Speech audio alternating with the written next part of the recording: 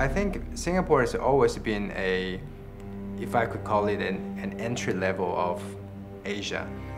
We have always been an anomaly. We're a tiny little island nation state.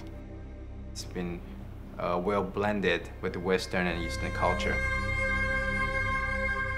We have to rely on our wits, basically, and that's what has generated this impulse to innovate, to constantly innovate, to look beyond, to look towards the future.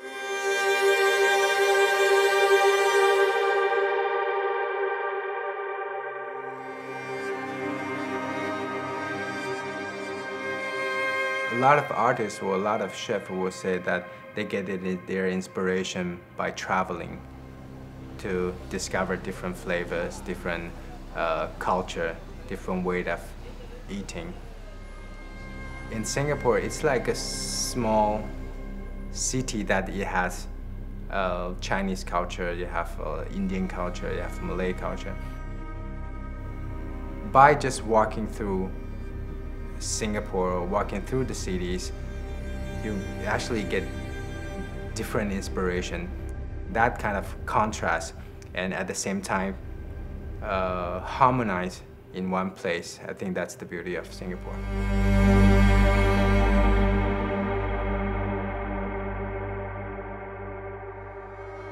One of the charms of Singapore is it's a great mix of modernity and tradition.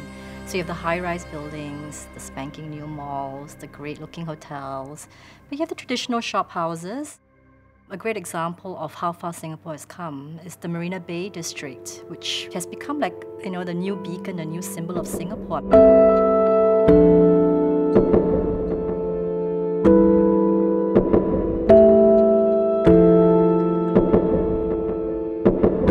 We've come so far from basically really nothing much, backwater, trading port, to what we are today, which is like a first world city, financial hub, cultural hub. We have world-class hotels, world-class restaurants.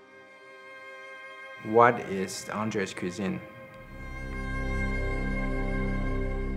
We call the octa philosophy. It's the 8 different elements that represent 8 different dishes. For example, pure. Pure is one of the elements that we don't use seasoning. It's one of the elements we don't use cooking. So it's the pure produce, pure flavor, pure aroma. I feel very Singaporean, and I probably feel more Singaporean now precisely because there's so many different cultures. I mean, we have the people who are originally Singaporeans, our ancestors who were here, who came here, my parents, my grandparents, but also the new Singaporeans that have come and lived here and settled down here in the last 10, 20 years or so. And more new Singaporeans are coming in as well. So there is this reassertion of identity, of a national identity of who we are, and this pride in being Singaporean comes along with it. And I think it's probably stronger today. It's always easy to achieve something or easy to be successful, but it's so difficult to be consistently successful. For me, I think Singapore is the best city for my type of cuisine and my styles.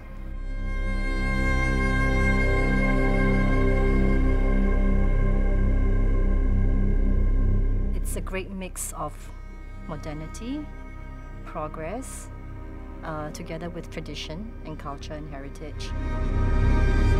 You have to open up to the world, and that's something Singapore has realized. It's just a great place to live, really.